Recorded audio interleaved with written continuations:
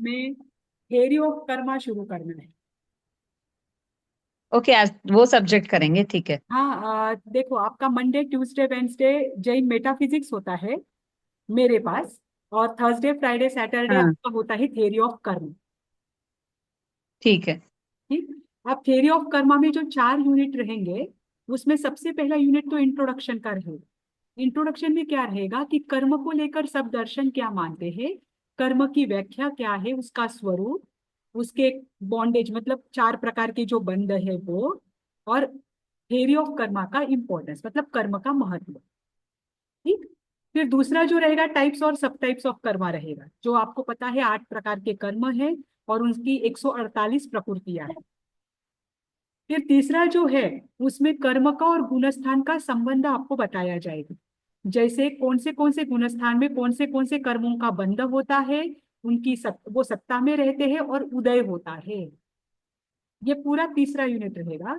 और चौथे यूनिट में पुनर्जन्म को लेकर सबकी क्या धारणा है, उसमें कर्म का रोल क्या होता है, और साइकोलॉजी बेसिस पर थ्योरी ऑफ कर्मा बताया जाए। ठीक। अभी देखिए, सबसे पहला है कर्म, जिसे कर्मवाद भी कहते हैं। जैन दर्शन एक दर्शन भारत का है, क्योंकि भारत में 12 दर्शन पाए जाते हैं। जैन दर्शन के अलावा और 11 दर्शन भारत में है। ठीक। प्रत्येक दर्शन की अपनी अपनी एक विशेषता है, और वो अपनी अपनी एक बात को लेकर पकड़ते हैं और उसके आधार पर चलते हैं। जैसे कभी आपने सुयगड़ांक सूत्र के बारे में सुना होगा, जिसमें 363 पाखंडी मतों का उल्लेख किया गया है। ये 363 पाखंडी मत क्या है, ये एक एक धर्म को पकड़कर चलने वाले होने के कारण उनको एकांतवाद कहा गया है। और जो एकांतवादी होता है वह वास्तव में धर्म नहीं होता, इसीलिए उसके लिए पाखंडी शब्द कहा गया। ठीक। अब देखिए, कुछ दर्शन जो है जैन दर्शन को छोड़कर जो मैम अन्य कैन यू, दर्शन। जी। क्यों कहा गया पाखंडी, क्यों कहा गया? कैन यू एक्सप्लेन क्योंकि दैट वो अगेन? एक ही धर्म को पकड़कर चलते हैं, धर्म का वास्तविक स्वरूप नहीं जानते। एक ही एक ही बात को पकड़कर उनका मत चलाते हैं ना, इस कारण से एकांतवादी होने के कारण। तो will you call Muslims and Hindus also into this? मुस्लिम तो ठीक है, वो तो भारत का धर्म है ही नहीं, वो तो भारत के बाहर से आया हुआ है। लेकिन भारत में वो तो बहुत अलग बात है। उनकी धर्म की जो लेकर जो संकल्पना बताई है ना, वो एक कभी कभी ऐसी होती है कि वो मानवता की इसमें भी नहीं बैठती है। धर्म तो बहुत दूर की बात है। एक देखो, एक होता है हठाग्रह। जो हठाग्रही होता है ना, वो मिथ्यात्वी ही होता है। अगर हम हमारे धर्म को लेकर हट कर रहे हैं, तो ये भी मिथ्यात्व है, क्योंकि हमने जाना नहीं ये वास्तविक धर्म क्या है। इसलिए भगवान महावीर बताते हैं कि आप धर्म को जानिए, विवेक के आधार पर उसकी परीक्षा कीजिए, और फिर आप उस पर श्रद्धा रखिए। मतलब जैन धर्म को भी आप लेकर, किसी ने कह दिया इसलिए आप ही उसके पीछे हट के रूप से चल रहे हैं, तो वो भी गलत है। हठाग्रह होना ही मिथ्यात्व है। धर्म गलत नहीं होता। धर्म के पीछे इंसान क्या सोचता है, वो कैसे उस धर्म को लेता है, वो इंसान की धारणा गलत होती है। ठीक। मत इंसान का होता है, ये हमेशा ध्यान रखना। ये इंसान ने तो रखा मैम मत होती पाखंडी है। मत क्यों बोला है? जी। पाखंडी मत क्यों बोला है? क्योंकि वो पाखंड का अर्थ क्या होता है, जो दूषित करता है वातावरण को। अगर आप एक एक मत को पकड़ के रखोगे, तो इससे क्या होगा, हमारे अंदर हठाग्रह बढ़ेगा और ये धर्म के वातावरण को दूषित कर देगा। उसे पाखंड कहा है।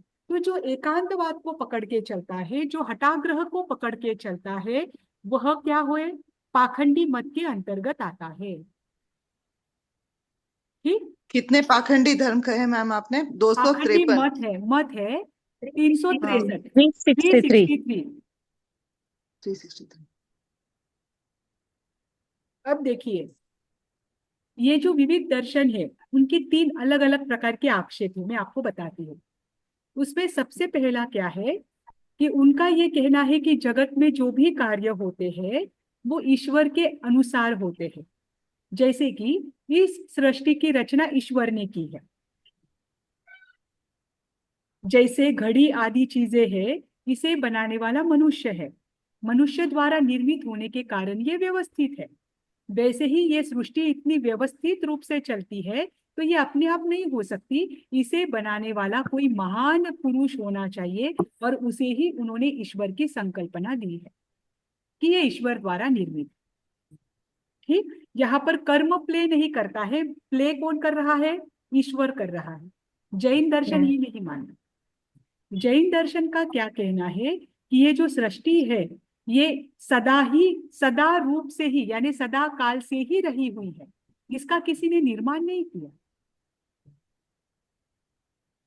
ठीक, और मनुष्य को जो है या कोई भी प्राणी है वो यहाँ वहां जाता है तो वो भगवान के कहने के अनुसार या भगवान उसे भेजते हैं, ईश्वर उसे भेजते हैं, उसके अनुसार नहीं होता है।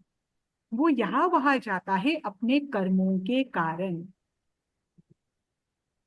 ठीक, मतलब एक मान्यता ये है कि ईश्वर ने ही इस सृष्टि की रचना की है, इसलिए ईश्वर ही नष्ट करेंगे। ईश्वर के अधीन ही सारे कार्य होते हैं, जिसे किसी के कर्म का फल देना, किसने किसे कहाँ भेजना है, क्या करना है, किसे स्वर्ग में भेजना है, किसे नरक में भेजना है। आपने सुना होगा कि यम आता है, यम आकर क्या करता है, उस आत्मा को लेकर जाता है। फिर यम के पास एक देवता होता है चित्रगुप्त, वो सबका लेखा जोखा रखता है। उसके पास लिखा हुआ होता है किसने अच्छा काम किया, किसने गलत काम किया।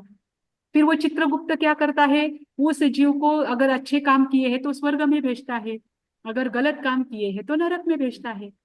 ये एक संकल्पना। मैम ये हो सकता है ना कि वो एक्सप्लेनेशन के लिए कि भाई यम आके चित्रगुप्त के पास ले गया, मतलब आपका कर्मों का लेखा जोखा किसी के पास है, फॉर एक्सप्लेनेशन भी तो हो सकता है वो। नहीं, देखिए मैं भाई आपको आप अच्छे काम करोगे तो हाँ, स्वर्ग में जाओगे, बुरे काम करोगे तो आप नर्क में जाओगे। हाँ ये बात अलग है। देखो दोनों बातें मिक्स मत कीजिए। हम अच्छे काम करेंगे तो स्वर्ग में जाएंगे, गलत काम करेंगे तो नरक में जाएंगे, ये बात अलग। और चित्रगुप्त हमारी सारी बातों का लेखा जोखा रखता है, ये बात अलग। अब चित्रगुप्त किस किस का लेखा जोखा और कितना कितना रखेगा? हमारे तो एक एक क्षण में नए नए कर्म बनते हैं। आप क्या एक एक क्षण का थोड़ी लेखा जोखा रख सकते हैं? देखो, यही तो बात मैं आपको बता रही हूँ कि कर्म क्या होता है। कोई देवता, कोई व्यक्ति आकर आपके कर्मों का लेखा जोखा नहीं रख सकता। वो खुद अपने कर्मों के अधीन है। हम भी हमारे कर्मों का लेखा जोखा ऐसे नहीं रख सकते। हमें पता भी नहीं है कि कौन से क्षण में हम कौन से कर्म पुद्गलों को आवृत्त कर रहे हैं, अपने पास खींच रहे हैं, है ना। ये तो एक बात हुई कि देवता क्या करते हैं, हमें पाप पुण्य का फल देते हैं। दूसरी बात क्या है कि किसी किसी का ये कहना है कि देवता भले ही ना दो, देवता पर सृष्टि की रचना देवता ने की है और देवता के आधार पर ही हम क्या कर रहे हैं। मतलब देवता उसमें रोल इंटरफेयर, देवता का कोई रोल नहीं होता है, पर ईश्वर के अधीन होकर ही ये सारे कार्य चलते हैं। ये एक बात है, ये दूसरी बात है। और तीसरा ये है कि कोई भी जीव कर्म से मुक्त नहीं हो सकता, क्योंकि कर्म से मुक्त हो जाए तो ईश्वर हो जाए और प्रत्येक व्यक्ति ईश्वर नहीं हो सकता। ये तीसरी मान्यता है। देखो अब तीनों भी बातें मैं आपको वापस एक्सप्लेन करती हूँ। पहली ये बात दो है, ही हुए ना मैम? देखो मैं बताती हूँ। पहला जो है वो ईश्वर सबको देता है।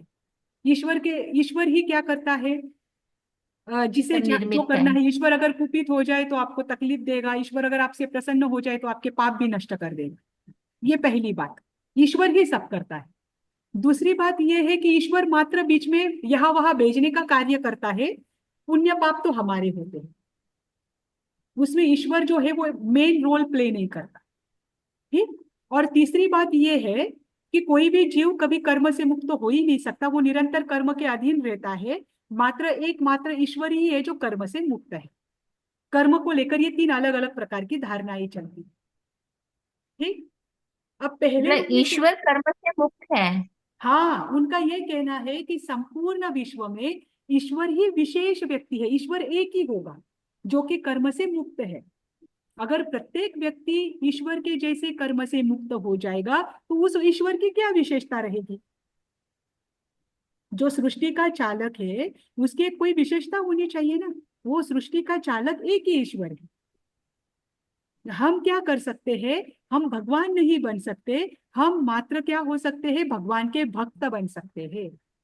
ये इनडायरेक्टली उनका कहना है कि कोई भी मनुष्य है वो ज्यादा से ज्यादा वैकुंठ तक जा सकता है। वैकुंठ का अर्थ क्या है? स्वर्ग। वो भगवान के स्वर्ग में जाकर भगवान की छाया में रह सकता है, वो भगवान नहीं बन सकता, क्योंकि भगवान तो एक ही है, ईश्वर तो एक ही है जिसने सृष्टि की रचना की है। मनुष्य मात्र क्या है? उसका एक अंश रूप बन सकता है, उसके अधीन रह सकता है, उसका भक्त बन सकता है, और वही ईश्वर बार बार अवतार लेता है। उन्होंने ये मैम हाँ एक बाउंड्री तय कर दी। अब तीनों बातों का एक्सप्लेनेशन जैन दर्शन कैसे देता है? सबसे बड़ी बात कि सृष्टि की रचना ईश्वर ने की है और ईश्वर ही चाहे जैसा फल दे सकता है। जैन दर्शन इस बात को नहीं मानता। जैन दर्शन कहता है कि ये जो सृष्टि है ये अनादि काल से रही हुई है, इसका चालक कोई व्यक्ति नहीं हो सकता या कोई ईश्वर नहीं हो सकता, इसकी आदि ही नहीं है। आप ऐसे नहीं कह सकते हैं कि ईश्वर ने इसकी आदि की है, ठीक? क्योंकि ये उनकी मान्यता है कि ईश्वर ने आदि की है तो ईश्वर की इच्छा के अनुसार ही प्रलय भी होगा। और जैन दर्शन का ये कहना है कि प्रलय कभी नहीं होगा, मात्र परिवर्तन होता है। जैसे जैसे आरा बदलता है उसके अनुसार सृष्टि में परिवर्तन होता है। अगर ईश्वर ने इसकी रचना की होती, ईश्वर ने अगर मनुष्य आदि को बनाया हुआ होता, तो ईश्वर ने उसके पहले क्या था? ईश्वर कहाँ से आए? ईश्वर ने उसके पहले क्या रखा था, कहाँ रहा हुआ है? आप सृष्टि की आदि नहीं बता सकते। ईश्वर क्यों किसी व्यक्ति की उत्पत्ति करेगा और उत्पत्ति करने के बाद उसे दुख क्यों देगा? जब वो ईश्वर है तो वो कभी ऐसा चाहेगा ही नहीं कि व्यक्ति दुख में रहे, है ना? अगर मनुष्यों का निर्माण किया है, मनुष्यों के मन में भावनाओं को ईश्वर ने डाला है और मनुष्य उन भावनाओं के अधीन होकर अच्छे या बुरे कार्य करता है, तो यहाँ पर गलती ईश्वर की है, मनुष्य की गलती कहाँ हुई थी? है ना?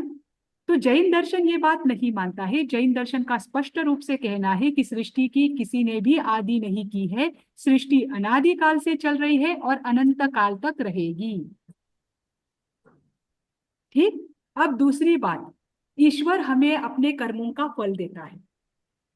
देखो, हमें अपने कर्मों का फल, जैसे कर्म करने में जीव स्वतंत्र है, भोगने में भी स्वतंत्र है। अगर कर्म हम कर रहे हैं तो उसका फल हमें कोई और नहीं दे सकता। हमें हमारे कर्मों का फल, हमारे कर्म जो बांधे हुए कर्म है उसके आधार पर ही मिलते हैं। अब वो कैसे मिलते हैं मैं आपको बताती हूँ। जीव मैम एक सेकेंड मैम, जी 1 मिनट, सॉरी टू इंटरप्ट मैम। आपने फर्स्ट जब क्लास स्टार्ट किया तब बोला आपने 12 दर्शन है टोटली, जी उन जी 12 दर्शन में जैन एक दर्शन है, जी ठीक है, और बाकी 11 दर्शन जो है वो अलग है। और ये पाखंडी मत उस 363 जो है वो 11 दर्शनों में आएगा। 11 दर्शन में मात्रा नहीं कह सकते, इसके अलावा भी रहेगा। देखो, जैसे जितने व्यक्ति होते हैं ना, उतनी उनकी प्रवृत्तियां होती है, उतनी उनकी ओके प्रकृतियां होती है। ये मत है। मत है मतलब एक एक व्यक्ति ने लेकर चलाया हुआ है, और ऐसे बहुत व्यक्ति हुए हैं। ओके बस 363 पाखंडी मत है ना, एक एक ही मत के अंतर्गत सिमिलर सिमिलर है तो उनकी एक कैटेगरी बनाकर रखी हुई है। नहीं तो ओके, जितने बट व्यक्ति टोटली होते, 12 दर्शन में से जैन एक दर्शन है। जैन एक एंड दोस दर्शन है। 11 दर्शन, हाँ, 11 तो दर्शन में बाकी, सांख्य दर्शन आता है जो भगवत गीता को मानता है, एक बौद्ध दर्शन आता है जो बुद्ध को मानता है, एक वैष्णव दर्शन आता है जो विष्णु को मानता है, एक मीमांसक दर्शन है। मीमांसा के भी दो भेद है, जो यज्ञ कांड क्रिया आदि जो है उनको मानता है। एक आदि शंकराचार्य का भी दर्शन चलता है जिसे अद्वैत दर्शन या द्वैत दर्शन कहते हैं, जो मात्र ब्रह्म। अद्वैत का अर्थ क्या कहते हैं? कि ये संपूर्ण जो सृष्टि है, ये संपूर्ण सृष्टि माया है, वो भी ब्रह्म की माया है, एकमात्र ब्रह्म ही सब है। सृष्टि के कर्ता भी है, भी हम भी अंश ब्रह्म के ही है। हम बाकी सब आपको जो दिखता है ना, ये सब माया है। ये शंकराचार्य जी का कहना है, उनका एक दर्शन चलता है। एक योग दर्शन जो है वो पतंजलि योग जो हुए, पतंजलि आचार्य, उनके द्वारा बनाया हुआ है, जो सांख्य को मुख्य लेकर चलता है। जैसे कृष्ण और अर्जुन का जो भगवत गीता का संवाद है, कृष्ण जो है उनको मुख्यतः वो आगे रखकर चलते हैं। ऐसे अलग अलग दर्शन भारत में पाए जाते हैं, जिसमें एक दर्शन जैन दर्शन है। Okay ma'am, sorry ma'am, thanks. हाँ, तो अभी देखो, जैन दर्शन का क्या कहना है कि ये जो जीव है, आत्मा है, ये भी शुद्ध है। ठीक। इसके ऊपर किसका है? कर्म पुद्गलों का आवरण है। जीव जैसे विचार करता है, जैसे भाव रखता है, वैसे जो कार्बन वर्गना के पुद्गल संपूर्ण लोक में फैले हुए हैं। हमारे भावों के अनुसार वैसे ही पुद्गलों को हम खींचते हैं। जैसे कि लोह चुंबक होता है, मैग्नेट होता है ना। मैग्नेट क्या करता है? लोह के कण, उसके आप सामने आप गंधक डालिए, सल्फर डालिए, लोह का चूरा डालिए, बाकी के मेटल्स का चूरा डालिए, वो क्या करेगा? वो मात्र लोह के चूरा जो है, लोह को ही वो खींचेगा। वैसा ही जीव का आत्मा होता है, उसके भाव होते हैं। अगर मेरे भाव शुद्ध है तो मेरे शुद्ध भाव शुद्ध पुद्गलों को ही खींचेंगे। अगर मेरे भाव अशुद्ध है तो मैं अशुद्ध कर्म पुद्गलों को ही खींचूंगी। अगर मेरे भाव शुभ है तो मैं शुभ पुद्गलों को ही खींचूंगी। अब इसमें कर्म कोई रोल प्ले नहीं कर रहा है, क्योंकि कर्म अजीव है, पुद्गल है। रोल कौन, मेन कौन है यहाँ पर? मैं हूं। मैं जैसे विचार कर रही हूँ वैसे टाइप के पुद्गलों को ही मैं अपनी आत्मा की ओर आकर्षित कर रही हूँ। अब वे पुद्गल जो है वो मेरी आत्मा के साथ आकर जुड़ जाते हैं। ठीक। अब जैसे जैसे मैंने विचार किया वैसे वैसे पुद्गल आकर मुझसे जुड़ गए। अब जैसे मैंने विचार किया वैसे ही पुद्गल आए, कार्बन पुद्गल, तो वो काम भी वैसा ही करेंगे। वो अच्छा, अगर मैंने खराब पुद्गलों को अपनी ओर खींचा है तो वो अच्छे अच्छे पुद्गलों वाला काम करेगा क्या? नहीं करेगा, है ना। अगर मैं किसी, अभी लोह है, चुंबक है, वो लोहे को आकर्षित करने का गुणधर्म उसमें है, तो वो दूसरे मेटल को आकर्षित करेगा क्या? नहीं करेगा। आकर्षित करने के बाद उसके पास आकर लोह चिपक गया, तो लोह का ही काम करेगा, वो सोने का काम करेगा क्या? नहीं करेगा। इसमें लोह का कोई कार्य है क्या? नहीं। वैसे ही कर्म का यहाँ पर मुख्य कार्य नहीं है, मुख्य कार्य मेरी आत्मा का है। मैंने शुद्ध भावों को चिंतन किया, शुद्ध पुद्गल मेरे पास आकर चिपक गए। शुद्ध पुद्गल तो शुद्ध ही काम करेंगे, शुभ पुद्गल शुभ का ही काम करेंगे, अशुभ पुद्गल अशुभ का ही काम करेंगे। बस जैसे मेरे साथ आकर चिपक गए, वैसा ही जब उसका समय पूर्ण हो जाता है उन पुद्गलों का, तो पूर्ण होने के बाद वो वैसा ही फल देते हैं। इसमें कोई तीसरा व्यक्ति या तीसरी आत्मा या तीसरी चेतना कार्य नहीं करती। इसीलिए सर्वस्वी अगर कर्म मेरे हैं तो फल भी मुझे ही मिलेगा। कर्म मैंने किया है, मैं स्वतंत्र हूँ कर्म करने में, तो भोगने में भी मैं ही स्वतंत्र हूँ। ऐसा कभी नहीं होगा कि कोई ईश्वर कुपित होकर मुझे तकलीफ देगा। इसमें आप ईश्वर को डर कर उनकी साधना आराधना करते हैं लोग, ये ना करें।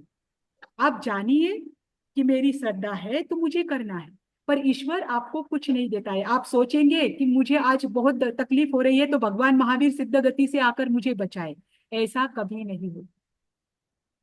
अगर मुझे तकलीफ हो रही है तो वो मेरे कर्मों के कारण हो रही है, और मेरे पुरुषार्थ से ही मैं उसे दूर कर सकती हूँ। यहाँ पर कोई भी तीसरी ईश्वर या कोई तीसरी चेतना कार्य नहीं करती है। कर्म जीव स्वयं बांधता है, जीव स्वयं उसका भोगता है। और ये परंपरा अनादिकाल से चलती आ रही है, प्रत्येक जीव के साथ चल रही है, चाहे वो एकेंद्रिय हो, चाहे वो पंचेंद्रिय हो, चाहे वो मनुष्य गति में हो, चाहे वो देव गति में। सबको अपने अपने कर्म के अनुसार ही फल मिलता है। जो आप कहते हो ना कि मैंने पुण्य किया तो मेरे बच्चों को काम में आएगा, ऐसा नहीं है। पुण्य आप करोगे तो वो आपको ही काम में आएगा, बच्चों को काम में नहीं आएगा। बच्चों को अगर पुण्य चाहिए तो उनको अपना पुण्य कमाना पड़ेगा, है ना। वो भी मैं आपको क्यों बता रही हूँ। मैम अभी आपने जो एग्जांपल दिया, आपने अभी जो एग्जांपल दिया मैग्नेट का एंड आयरन का, तो उसमें वो मैग्नेट पे लोहा चिपक जाता है, वो निकलता ही नहीं है जब तक कि अगर हम उसको स्ट्रेट निकालेंगे नहीं तब तक के। तो फिर हम आत्मा पे जो कर्म अगर कार्बन पुद्गल चिपकते हैं तो उसको भोगना क्यों रहता है? वो तो चिपके ही रहेंगे। भोगना क्यों रहेगा मतलब वो अपना अपना समय देकर चले जाएंगे। देखो, अभी आपको मैं यही एग्जांपल से बताती हूँ। मैग्नेट में आपने लोह का चूरा खींच लिया, जिस मैग्नेट की अगर कैपेसिटी बहुत अच्छी राइट। है तो वो बहुत सारे जो कण है उनको चिपका कर रखेगा। मैग्नेट की पावर थोड़ी कम हो गई या लोहा थोड़ा दूर रहा तो वो पहले निकल जाएगा, और बाकी के आपको पुरुषार्थ से निकालने पड़ेंगे, पर निकलेंगे तो सही ना। बस सेम वैसा ही आत्मा के साथ है। जिस कार्बन पुद्गल की शक्ति कम है वो अपने आप झड़ जाएंगे समय के साथ। पर कुछ ऐसे भी होते हैं जो आप आगे कर्म के जो स्टेजेस है उसमें हम देखेंगे, जो आत्मा के साथ चिपके हुए होते हैं उसे पुरुषार्थ से ही निकालना पड़ता है। वो आप चेतना ही उसे निकाल सकती है। और जब वो मैग्नेट से सारे लोह के कण निकल जाते हैं तब आप मैग्नेट का ओरिजिनल स्वरूप देख पाते हैं। बराबर वैसा ही आत्मा का है। जैसे ही आत्मा से सारे कर्म पुद्गल झड़ जाते हैं तब आपका ओरिजिनल रूप बाहर आता है। और वो ओरिजिनल रूप और ईश्वर का रूप अलग नहीं है। यही तीसरी बात है कि ईश्वर हमेशा ईश्वर ही रहता है। वहां कोई भी भक्त वहां पर भगवान की जगह नहीं ले सकता, ऐसा नहीं होता है। ईश्वर भी चेतना है, मनुष्य भी चेतना है, एकेंद्रीय जीव भी चेतना है। भले ही एकेंद्रीय जीव का शरीर बहुत छोटा होने के कारण उसकी आत्मा हमें दिखाई नहीं दे रही है। भले ही मनुष्य मनुष्य होने के कारण उसमें देव जैसी शक्तियां नहीं है, लेकिन उसके अंदर भी वही आत्मा है। और भले ही देव आज देवगति में रहने के कारण उस स्थान की वजह से या उनके पुण्य की वजह से उनके पास विशेष शक्तियां हैं, परंतु उनके अंदर भी वही आत्मा है जो मनुष्यों के अंदर है। मनुष्यों के अंदर भी वही आत्मा है जो एकेंद्रीय आदि के अंदर है। और सभी आत्माओं में अनंत शक्ति है, कोई भी आत्मा की शक्ति कम नहीं होती। जैसे ही आत्मा अपने ओरिजिनल स्वरूप में आती है वो समान शक्तिशाली बनती है। इसीलिए प्रत्येक जीव ईश्वर बनने की क्षमता रखता है। ऐसा कोई जीव नहीं है कि जो ईश्वर नहीं बन सकता। इसीलिए इस धारणा को भी जैन दर्शन नहीं मानता है कि ईश्वर एक ही है, बाकी सारे उनके भक्त हैं, या वो कभी भी ईश्वर नहीं बन सकते, वो कभी भी मुक्त नहीं हो सकते। अगर जीव कहीं ना कहीं कर्मों से बंधा हुआ है तो अवश्य ही उसे मुक्त होने का रास्ता भी है, और वो अवश्य मुक्त होकर लोक के अग्रभाग पर स्थिर होने की शक्ति भी रखता है। ठीक। मैम आपने जो ये बोला मैं मतलब मैं चाहूंगी, तो यहाँ मैं का मतलब आत्मा। आत्मा, मैं का मतलब आत्मा। ठीक। हाँ, हाँ, मैं पहले बोलती थी मेरी आत्मा, then I realise no it I am atma. नहीं हम भी यही बोलते हैं। देखो अभी तक हम उस स्थिति में नहीं गए हैं कि हम जाने कि आत्मा और शरीर अलग अलग है। अभी हम सीख रहे हैं, तो बहुत बार हम वही बोलते हैं मेरी आत्मा कैसी है, मेरी आत्मा ऐसी है, मेरी आत्मा वैसी है, क्योंकि अभी तक हमने अभेद दृष्टि को जाना ही नहीं कि आत्मा वास्तव में तो मैं आत्मा ही हूँ, ये जो शरीर है ना ये मेरा नहीं है। हम शरीर को अपना मानते हैं, इसीलिए आत्मा पराई हो जाती है ना। तो वो तो आगे आत्मा आगे ही जैसे जैसे आगे बढ़ेंगे तो वैसे वैसे होता जाएगा। ठीक। तो आत्मा ही खींचती है कर्मों को। आत्मा ही खींचती, शरीर में ये कैपेसिटी। देखो शरीर जो हमें मिला है नहीं, ना वो ये तो कर्म बराबर के है कि कारण मिला आत्मा, है।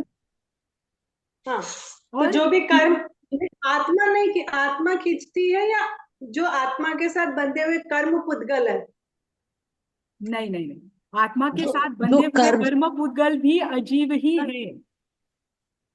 हाँ, कर्म पुद्गल भी अजीब ही है। देखो तो मैं अनादिकाल से मैं हमारे साथ जो कर्म बंधे हुए हैं, कर्म पुद्गल मतलब अजीव के साथ हमारा जो संबंध चल रहा है अनादिकाल से, तो हम जीव उसको मतलब जीव तो हमेशा सही सोचता है ना। देखो मैं आपको वही बताती हूँ। एक कर्म पुद्गल हमारे साथ जुड़े हुए होने के कारण, जैसे मैं आपको बताती क्या बोली? हूँ, मैं आपको एक एग्जांपल देती हूँ। जैसे कि मैंने क्रोध किया, क्रोध के कारण से क्रोध में मेरे जो भाव थे वैसे कषाय के पुद्गलों को मैंने अपनी ओर खींचा। ठीक, मैंने वैसे पुद्गलों को खींचा, खींचने के बाद वो मेरे आत्मा से जुड़ गए। अब उनका छूटने का समय आया तो मेरे अंदर में क्या हुआ, कषाय बढ़ा। कषाय बढ़ने के बाद जो आत्मा के भाव रहे हैं उन भावों के आधार पर और नए कर्म आकर जुड़ते हैं। देखो कर्म पुद्गल जो है, एक मिनट, देखो कर्म पुद्गल बाहरी निमित्त का कार्य करता है, लेकिन वास्तविक कर्म पुद्गलों को जोड़ने का कार्य मात्र आत्मा करती है। मेरे कषाय का उदय है और उस कषाय के उदय में मेरा क्रोध का बहुत उदय है, अभी मेरे वो कर्म बाहर निकल रहे हैं। उस क्रोध के उदय में अगर मैं और क्रोध करती हूँ तो मैं और कर्मों को खींचूंगी, लेकिन उसी समय अगर मैं जान जाती हूँ कि नहीं, ये मेरे क्रोध का उदय है, अभी मुझे पेशेंस रखना है, अभी मुझे समता रखनी है, शांति रखनी है, और उस उदय में अगर मैं शांति रखती हूँ और समता रखती हूँ तो मेरे कर्म के बंध नहीं होंगे। मतलब आत्मा ही है जो कर्मों को तोड़ भी सकती है और कर्मों को वापस और बुला भी सकती है। कर्म तो मात्र निमित्त है। ये जो मैंने पहले बांधे हुए कर्म है ना, ये तो मात्र निमित्त का कार्य कर रहे हैं, वो तो बस उदय में आ गए। पर उसे उसके पीछे कार्य कैसे करना है, ये मेरा काम है। ये मेरे मतलब ये जो मेरे अंदर रही हुई है, मैं जो हूँ आत्मा, उसका काम है। आत्मा अगर चाहे तो वो कर्म से भी अत्यंत बलशाली है और वो कर्मों को झड़ सकती है। पर आत्मा जब तक अपनी शक्ति को नहीं पहचानती तब तक कर्म बलशाली होती है। ये भी बात ध्यान रखना कि कर्म हमें नचाते हैं और हम नाचते हैं, क्योंकि हम स्वयं की शक्ति को नहीं पहचानते। जिस दिन हम स्वयं की शक्ति को पहचान लेते हैं, उस दिन कर्म अपनी शक्ति मतलब कर्म झड़ जाते। वो तो पुद्गल है, वो तो अजीब है। वो ज्यादा से ज्यादा क्या कर सकते हैं, आपको प्रभाव दे सकते हैं, उसके ऊपर वो कुछ नहीं कर सकते। पर प्रभावित होना है या नहीं, ये आत्मा का काम ये आत्मा का काम है ना।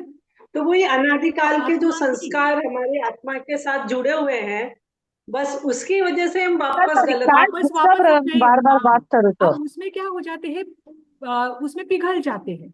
उन कर्म का जो उदय होता है उसमें हम बह जाते हैं। जब हम अपनी स्थिरता में रहे तब ये कर्म तो चले जाएंगे। जैसे विचार आते हैं, विचार आते हैं जाते हैं। जब आप वो ध्यान करते हो, विपश्यना आदि है, आनापान सती है, तो उसमें आपको क्या बताया जाता है, विचार आते रहेंगे, उसे आने दो और उसे जाने दो, आप साक्षी भाव से देखो। जब आप साक्षी भाव से देखना सीख जाते हो तो विचार एक दिन ऐसा होता है कि एक भी विचार नहीं आएगा। बस सेम वैसा ही कर्म है। कर्म को आप साक्षी भाव से देखो, वो आ रहे हैं और वो जा रहे हैं। मैं तो मेरे स्वरूप में स्थित हूँ। जब हम अपने स्वरूप में स्थित हो जाते हैं तब ये कर्म हमारे लिए प्रभावशाली नहीं है। फिर आत्मा प्रभावशाली बन जाती है। आत्मा की वास्तविक शक्ति बाहर आती है। ठीक, अब देखिए। मैम लास्ट क्लास में भी आपने मेंशन किया था, आई थिंक ट्यूसडे या जो भी आपकी क्लास थी, और आज भी आपने मेंशन किया कि बच्चों के कर्म उनके साथ, हमारे कर्म हमारे साथ, एक दूसरे को हम इन्फ्लुएंस नहीं करते हैं। बट एस्ट्रोलॉजी ऐसा नहीं कहता है। बट और एस्ट्रोलॉजी जैनिज्म भी नहीं, बहुत एस्ट्रोलॉजी में सारे मानता दर्शन भी है। ऐसा नहीं कहते हैं। मैं आपको मतलब जैन मैंने ये आपको इसलिए क्लियर किया क्योंकि आगे बौद्ध दर्शन के कर्म आएंगे, कुशल कर्म अकुशल कर्म। उसमें और वैदिक दर्शन का एक कर्म आता है, उसमें ये बात आती है कि जो पूर्वज है या हम है, हम हमारे पुण्य को बच्चों के पास दे सकते हैं। इसलिए मैंने ये क्लियर किया। देखो, ऐसा नहीं, जैन दर्शन इसे नहीं मानता। आप बच्चों को बट संस्कार जैनिज्म देकर, भी एस्ट्रोलॉजी में मानता है ना मैम। एस्ट्रोलॉजी में मानना बात अलग है। जैनिज्म का ज्योतिष शास्त्र आप देखोगे तो ऐसा ज्योतिष शास्त्र आप पूरी दुनिया में नहीं देखोगे, इतना डीप में है। पर कहीं पर भी जैनिज्म के ज्योतिष शास्त्र में ये नहीं दिया है कि हम हमारे कर्मों को दूसरे लोगों में ट्रांसफर कर सकते हैं। जो कहते हैं ना कि हमारे पूर्वज ने पाप किया है इसलिए हमें फल मिल रहा है, वो भी नहीं होगा। दोनों भी बातें हैं। हम हमारे पुण्य भी किसी को नहीं दे सकते और दूसरों के पाप कर्म भी हमारे पास नहीं आते हैं। हमें जो भी मिलता है हमारे कर्मों के कारण ही मिलता है। ऐसा नहीं होता है कि हमारे पूर्वज ने श्राप दिया था या उन्होंने पाप कार्य किए थे इसीलिए हमारे साथ गलत हो रहा है। ऐसा नहीं होता। उन्होंने पाप कार्य किए हैं, वो उनको ही उसकी तकलीफ है, हमें नहीं। हाँ, तो उस वो जो पाप कार्य के होता समय में अगर हमने उनको सहयोग दिया है तो उसका फल हमें मिलेगा, डायरेक्टली इनडायरेक्टली। पर जैन दर्शन का स्पष्ट कहना है कि आप कर्म दूसरे में ट्रांसफर नहीं कर सकते। कर्म आपके हैं, पुण्य भाव आपके हैं, शुभ भाव आपके हैं, तो शुभ आपका ही होगा। अगर बच्चों का भी आपको शुभ करना है तो उसमें वैसे संस्कार डालिए कि वो शुभ भावों से युक्त रहे। जो ठीक। आप अभी इसके लिए एक बात एग्जांपल दूंगी। एक फैमिली है जिनमें वो, अभी आपने जैसे वो बोला वैसे उनके फैमिली में कुछ नाक रिलेटेड कुछ है, तो सारे जेंट्स अर्ली एज में एक्सपायर हो जाते हैं। And I know that family, because उनकी फैमिली में कुछ ऐसा श्राप है या जो भी दोष है या वॉट एवर। तो यू से this is not correct, it's a myth. देखो, ये ना ये बातें आजकल बहुत चलती है। अगर आप वास्तव में जैन दर्शन को जानना चाहते हो तो आपको आत्मा और आत्मा के पुरुषार्थ पर विश्वास रखना होगा। वो अर्ली एज में ऐसा कभी कभी संयोग बनता है, क्योंकि आपने जो कहा है ना, वैसे ही एक मैंने देखा हुआ है। मैं एक बार स्वाध्याय के लिए गई थी महाराष्ट्र में ही, तो वहां पर एक परिवार है। अब उनको क्या बताया गया कि अगर आपके परिवार में होने वाले बच्चों के नाम ब से रखो, जैन परिवार ही है, ब से रखो तो ही वो जीवित रहेंगे। अगर आपने ब से नहीं रखा, बी से, तो वो मरेंगे। हम्म ठीक। अब उनका हुआ ये कि दो तीन बच्चों के नाम अलग, राशि मतलब राशि अलग आई थी, अलग रखे, तो वो एक समय में आकर एक्सपायर भी हो गए। और बाय मिस्टेक ये भी हुआ कि अगला हुआ जो बच्चा है उसका नाम बी से बादल रखा। उनके दादाजी का नाम बंसीलाल जी था, उनके पापा का नाम बाहुबली था, और बीच बच्चे का नाम बादल रखा, तो वो बच गया। अब उनको ये बताया गया, अब मुझे बताइए, अगर ऐसा ही रहा, अगर बी नाम से अगर आप जीते हो, ये रहा, तो फिर आयुष्य कर्म काम ही नहीं करेगा। और उनको ये बातें हम समझा नहीं सकते, क्योंकि मरने का डर इतना बड़ा होता है कि आप व्यक्तियों को जाकर समझा नहीं सकते कि आप ऐसे मत रखो।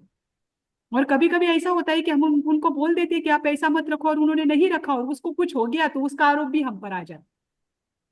पर ये नहीं होता है कि बी से नाम रखने से ही ऐसा होगा, बी से नहीं रखोगे तो ऐसा नहीं होगा। तो फिर मैम, आयुष्य कर्म। एक एक एक एक पर्सपेक्टिव से जो गीता जी बोल रही हैं, सो फॉर एग्जाम्पल जैसे प्लानिटरी, ये तो फैक्ट है ना कि हम एक जगह पे बर्थ लेते हैं, हाँ। तो पुद्गल भी अगर जैसे है, लाइक मटेरियल बॉडी है, तो काफी प्लैनेट्स उस मोमेंट पे हमें इन्फ्लुएंस किया, हमारे ऑर्गन्स कैसे बने, या it's a combination of material जी। मटेरियल जी। थिंग्स। तो इट इज पॉसिबल कि हमारे कर्मों के वजह से उस टाइम पे उस लैंड पे उस हमारा बर्थ हुआ है, तो वहां का पानी कैसा है will help us make the body, हमारी मदर का हेल्थ कैसे था, all these factors do matter. जी। तो एक पर्सपेक्टिव से अगर देखा जाए, तो जैसे हेरिडिटरी डिजीज होता है, ठीक है, ऐसे हो सकता है that it is being passed on from father to father, so all the males are dying at an early age, it's possible. तो नहीं, ये बात यस, अलग है। इन फ्रॉम देखिए, वन ये बात पर्सपेक्टिव अलग वी है। कैन। ये आप जो कह रहे हैं ना, ये बिल्कुल सही है। देखो, जैसे वातावरण में हम जीते हैं ना, वैसा असर हम पर होता है। ये बात 100% सही है। ये बात उसकी नहीं चल रही है। बात चल रही है कर्मों के ट्रांसफरेंस की। कि ये जैसे ये बता हाँ रहे हैं कि उनके पीछे वो नाग का कुछ है, दोष है। जैसे आजकल बताया जाता है कि काल सर्प दोष है, ये दोष है, इसकी वजह से अर्ली एज में जा रहे हैं। ये जो बचाकर डराया जाता है ना, या दिखाकर, ये गलत चीज। ठीक है। देखो, मन समाधान के लिए वो